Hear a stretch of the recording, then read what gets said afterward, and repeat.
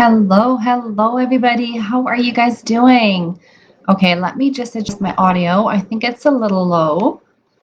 Just want to make sure that everything is set up right here. Welcome, everybody. Hello, how are you guys doing? So, welcome to those who are new to this group. I am very excited to have you here. I'm so excited. This group is honestly an amazing community. This is what I am trying to grow and build here. It's not just another Facebook group that you enter and then nothing happens, or it's just really, a lot of people sharing their struggles without any real solutions. So, my vision with this group is to really help you guys put systems into place, help you guys kickstart your journey back to health with resources, with little mini trainings such as today, little challenges that I run, and little things here and there that I offer as well. So welcome everybody, and settle in and say hi in the chat if you are new here, and excited to have you. So today we are going to be talking about one of the biggest wishes and dreams that a lot of women who enter this group have, and that is to feel normal. And oh my goodness, that was me many years ago. I just wanted to feel normal, but I had no idea how to get there. Good morning, Kim. How are you? Good to see you. Yeah, so if you're live here, please have a conversation with me in the chat. It's always nice to be amongst others here and not just by myself. All right, everybody. So today I am going to be breaking down the three most critical areas that everybody will have to address at one point in order to feel normal with their Hashimoto's. Hashimoto's is a autoimmune dysfunction. The underlying root causes are varied. There's a lot of root causes that can cause your immune system to lose its edge, to overfunction, even though I always say that's one of the myths that people think is that your immune system is in overdrive because it's attacking your gland. But really, at the root cause of it, your immune system is actually suffering and it is lacking a lot of things. So we always have to go back and try to support and include as many things as we can. But I'm sidetracking here. So today we're going to be talking about how you can start to feel normal again. I'm going to go at it to a 30,000 foot overview so that you get a really nice understanding of the different areas in your body that you need to address if getting rid of fatigue and really having that energy in your body is one of your main goals. You will have to go back to those three areas, and I'll break it down for you a little bit today. If you ever have any questions, please reach out in the comments, and I will answer you quickly. So I'm just going to put my glasses on so I can actually see something. Okay, so feeling normal with Hashimoto's is 100% possible. And I do want to say that it also starts with a mindset perspective. So I really want you to get into the mindset of that you are in a position to heal your body right now. Your body is struggling. However, you are here to support your body get out of that inflammation and back into health because it is possible for you. Okay. The overarching umbrella is really immune dysfunction. So us with Hashimoto's, yes, we can definitely support the thyroid, but we need to really support the immune dysfunction. If you want to feel normal, you need to really focus on your immune system to get back on track, to remove things that are triggering your immune system, but also to add a lot of things that can actually help support and heal your immune system function. And so there is the issue with Hashimoto's is that or immune dysfunction is that it is not an isolated problem on its own. So when we're talking about an immune system dysfunction, such as an autoimmune, there is never just an isolated problem that you'll have to go out there, that you have to find, and that you have to fix. It doesn't exist. Trust me, I have done a lot of research and I was on a mission to find that one root cause trigger that kickstarted everything, remove it, and go back to normal. It doesn't exist, unfortunately. It's a complex network of imbalances that kicked in and that came into play and that were created over time. So there are many different areas in our bodies because we are holistic beings. Nothing ever works in isolation. It's a network of systems and interactions between organs and systems in our bodies that when one gets off rail or off the tracks, then the other ones are trying to kick in and help out and might get overburdened along the way. So when we're thinking about you wanting to go back to normal, you have to think about it as a bigger puzzle that you're piecing the pieces together over time. And throughout my years of practicing in my practice, but also literally putting myself back into remission with Hashimoto's, I have learned a few things. And I have come to understand that there's three main areas of imbalances and dysfunctions in the body that lead to systemic inflammation. And I can hands down say that everybody, I would say 80-90% of the Hashimoto's women that I have worked with and that I have had conversations with had imbalances in all three of these areas. So that is really, really good for you to know because whatever you are starting to do within these areas will actually start to make changes, positive changes in your body. So the first thing is gut health. Okay, so that is the biggest area of dysfunction for 99.9% with women with Hashimoto's and other autoimmune diseases. There's so much to say about gut health, and I understand that it has become such a buzzword, and I honestly don't really like to use it that much anymore because people kind of like start to shut off as soon as they say gut health. Okay, gut health. I know I'm already gluten free, I'm dairy free, I'm soy free. Like I'm okay. I'm not constipated. I go to the bathroom regularly. Like it's not my thing. So I'm here to tell you that there is not one person with an autoimmune dysfunction that does not have gut imbalances. You might not know about it, but you have it. And I can say that with full, um, you know, um, not knowledge, but full awareness because there is so much research on it and I have lived it. And every single day I speak with women with an autoimmune and Hashimoto's that are having gut imbalances. So I just want to break a few things down for you so maybe that you can start relating to it. So gut health means that your immune system, a good chunk of your immune system actually sits in your gut. I'm not going to go into detail. That's what I'm going to be doing in a different setting with you guys soon. But your gut imbalances, your part of your immune system sits in your gut.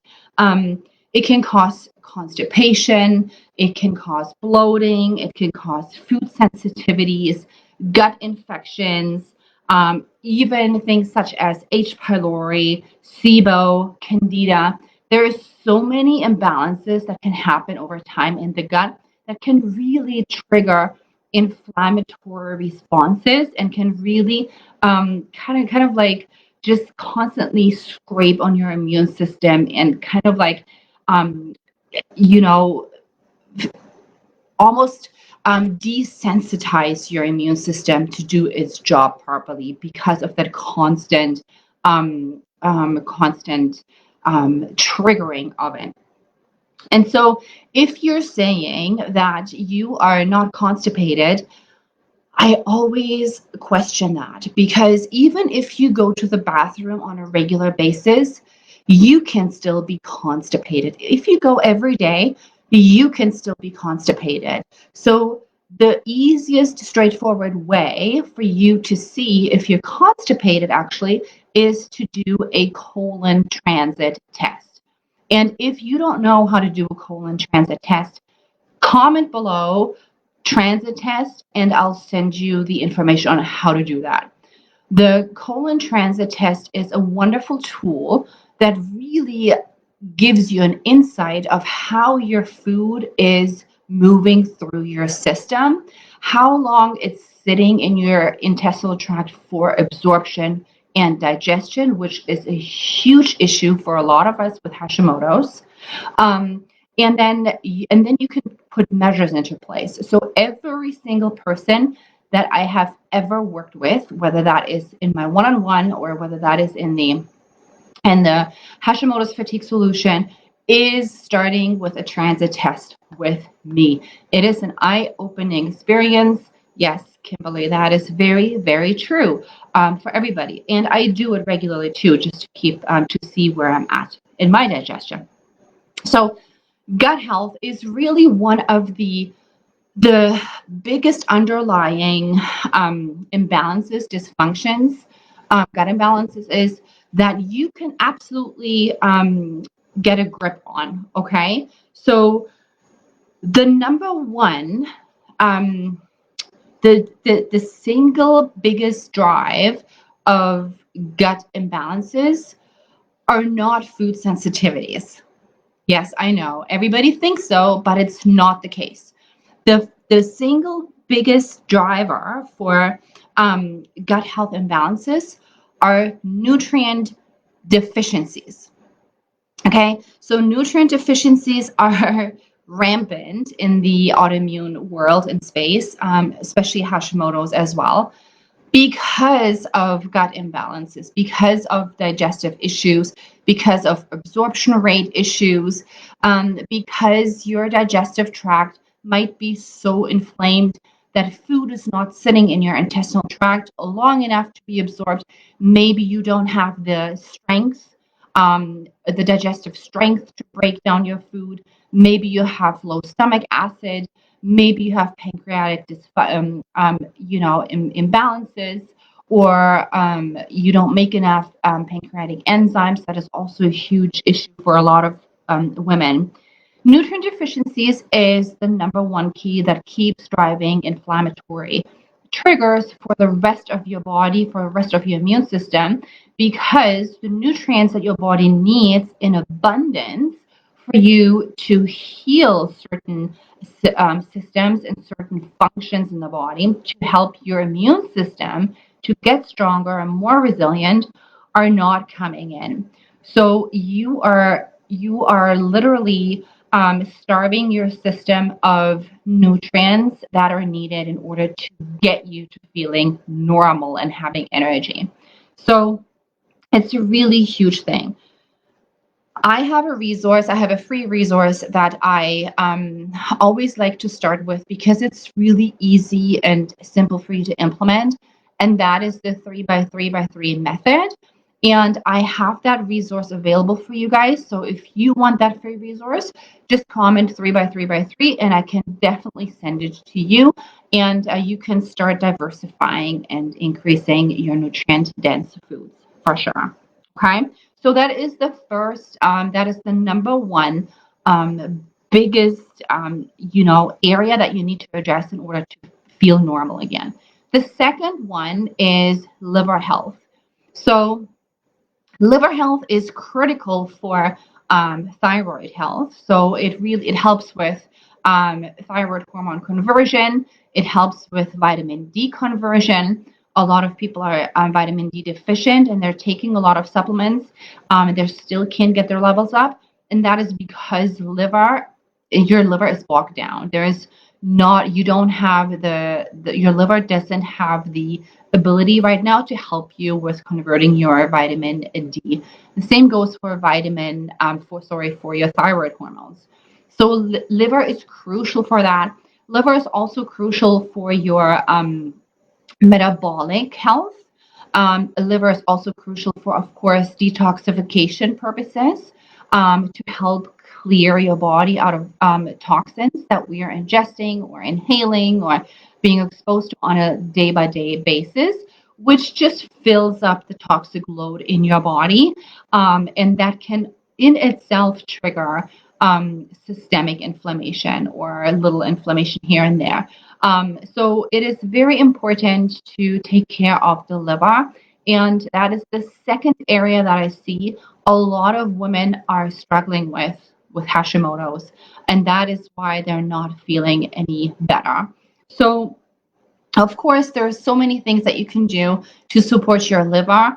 I'm not going to go into details here, but one of the things that I do every year is I am supporting, especially in the spring, I am supporting my liver with a gentle whole food based cleanse. So again, I want to point out that all of these things you don't need fancy medications for or supplements in the beginning. What you want to do is you want to create a strong foundation in your body to help bring those body systems back into balance, right? And you can always start with food first. Okay, so food always has to come first because food has therapeutic effects in specific amounts when you eat them in a specific way, if you cook them right to properly digest them, if you eat them in the right amounts and things like that. So you can do that with your gut health by increasing nutrient deficiencies, by increasing nutrients to help with nutrient deficiencies. And you can also do that with liver health. The liver responds really well to foods. It loves foods, especially the green leafy vegetables and any bitter tasting veggies that are out there. Your liver thrives on and utilizes it for cleansing and for liver function. So what I do every year is in the spring, I put myself on a 10-day whole foods based liver cleanse. And it's a really nice, gentle way of helping your liver to work a little bit better, to help your liver to purge toxins, to do the things it's supposed to be doing a little bit better. And so I do have a liver cleanse that I offer this spring, and I do offer it for $125 for the general public. However, I decided, because you are my community, that I'm going to be offering it to you at a lower price. So if you want to hop on board, if you want to kickstart your liver health with us this spring, we would love to have you. I'm offering it for $88 for you. Okay, so that is my gift to you. So let me know in the comments if you want to join us. Comment liver health, and I'll send you all of the information about that. So liver health is the second biggest pillar of the three biggest pillars or biggest puzzle pieces that need to be addressed for you to get towards feeling normal again with Hashimoto's. It is possible. It is possible. I promise you. I trust me. I'll promise it. The third one is cortisol and other hormonal imbalances. Okay. Cortisol dysfunction, other hormonal imbalances, and other hormonal dysfunctions. There's a lot going on in our bodies, and that is, helping our bodies, or shouldn't say helping, but that it's creating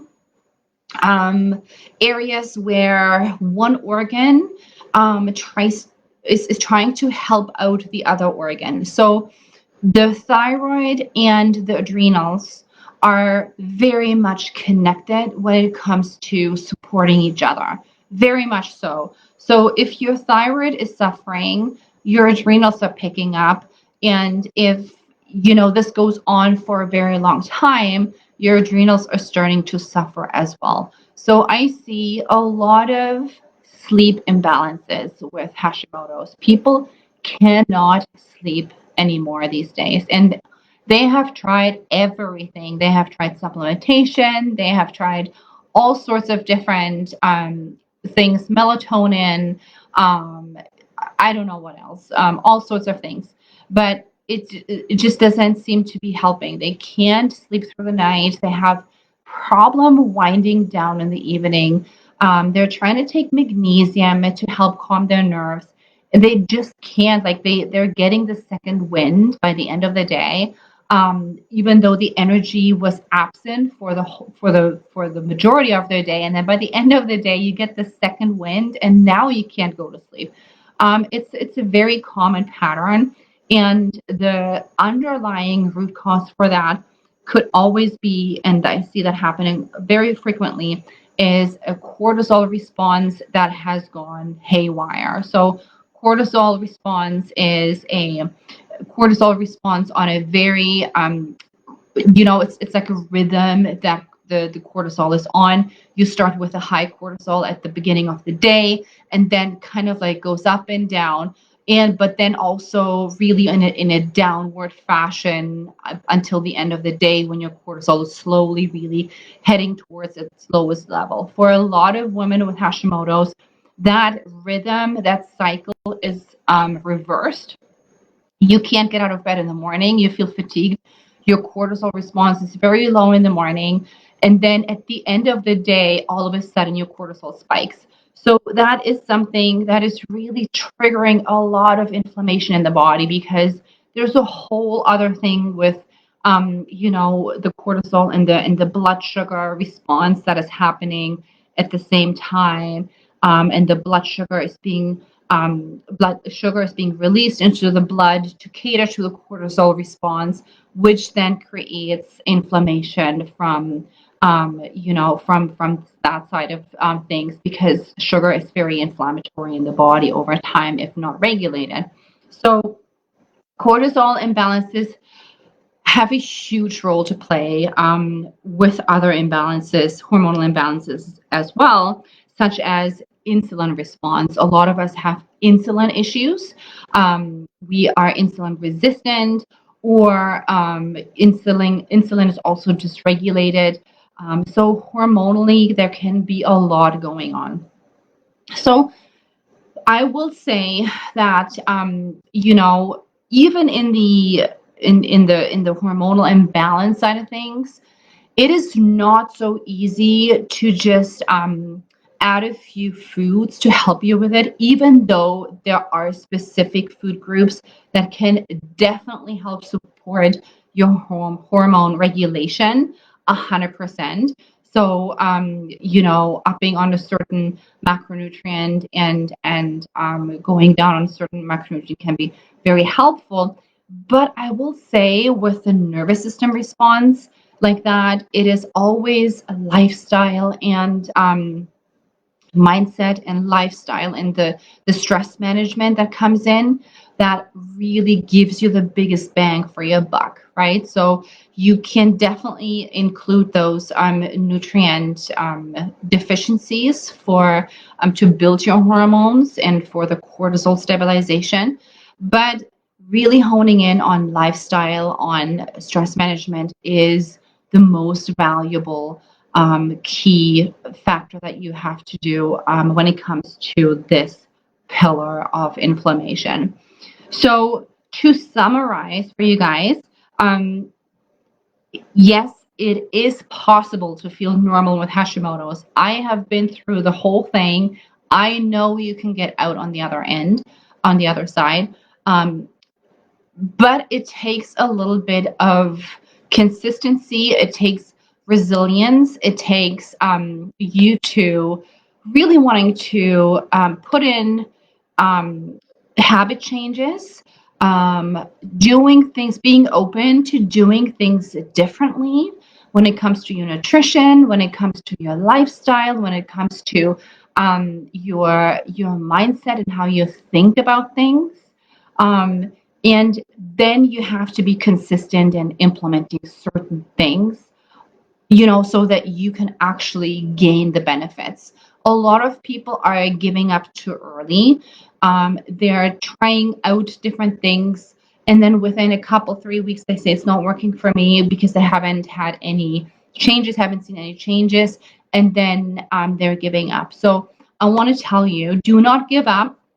Allow your body the time to heal. And it's always good to have somebody who can actually walk you through the little milestones that you will be achieving that you might not even see as a milestone because it's so little, that little win that you're getting that you might be overlooking, but somebody else can actually catch for you. So having an accountability partner there with you is always super helpful.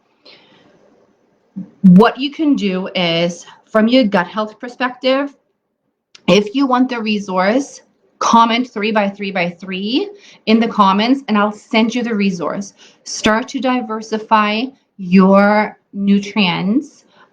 Bring in more nutrients that can help you or help your body to heal. In a consistent way. Okay, so 3x3x3 does that. It helps you to reconnect with food. It helps you to become more intuitive with food and to understand how much of any given macronutrient and micronutrient you're actually eating. So 3x3x3, you can have that. It's a free resource. The other one we talked about is the colon transit test. Super, super helpful tool. If you don't know how to do the colon transit test, message me and I will send you some instructions on how you can do that. And for the liver, we do the liver cleanse. It's $88 for you guys in here. I'm very excited about that if you wanted to kickstart your liver health this season with us. So I hope this was helpful, everybody, okay, so that you are really starting to understand the bigger picture of your autoimmune response and the 3 areas you really, really have to look into. And if you ever have any questions on how to do that, please reach out to me, or please also let me know in the comments if you feel that you're stuck in any of these areas, and what you're stuck with, right? Because we're here to help you and we're here to hold your hand and guide you through these things a little bit more. All right. Okay, everybody, thank you so much for joining, and I hope that you have a wonderful rest of your day, and I'll see you again soon. Bye.